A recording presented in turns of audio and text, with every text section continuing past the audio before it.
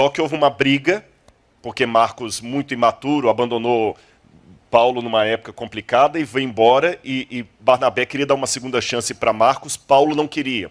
Então Paulo e Barnabé brigaram por causa disso, Barnabé levou Marcos para continuar ensinando Marcos a evangelizar. Nesse meio tempo, Barnabé separa de Marcos. Algumas dessas informações não estão direto na Bíblia, mas a gente tem informação do período patrístico ali, como por exemplo, que Pedro morreu crucificado de cabeça para baixo, Paulo morreu degolado. Nós temos informações históricas que não estão na Bíblia.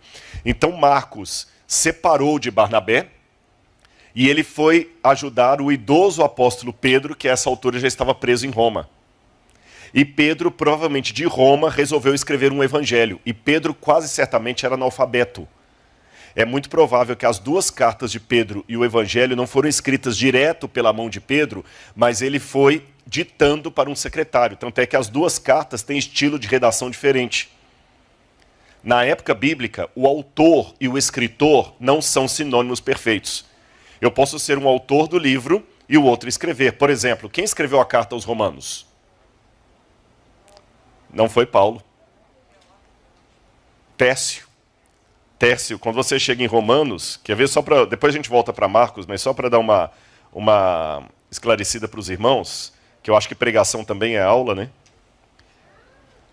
Quando você vai em Romanos, capítulo... Deixa eu virar aqui.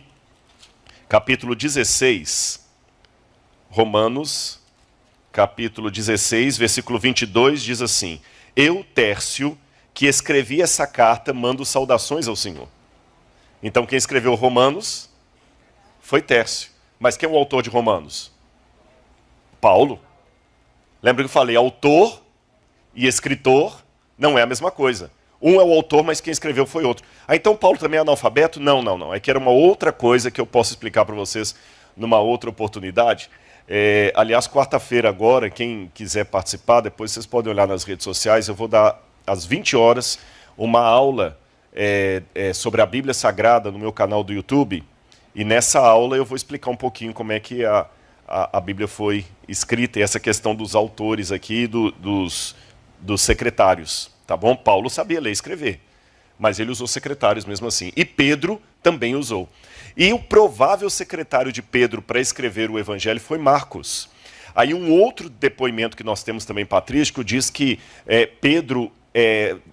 ele era testemunho ocular e passava as informações para Marcos, e Marcos ia redigindo. Agora que eu sei disso, eu posso dizer, tem um evangelho de Pedro na Bíblia, é o evangelho de Marcos. E curiosamente falando, o evangelho de Marcos é aquele que mais acentua os defeitos de Pedro.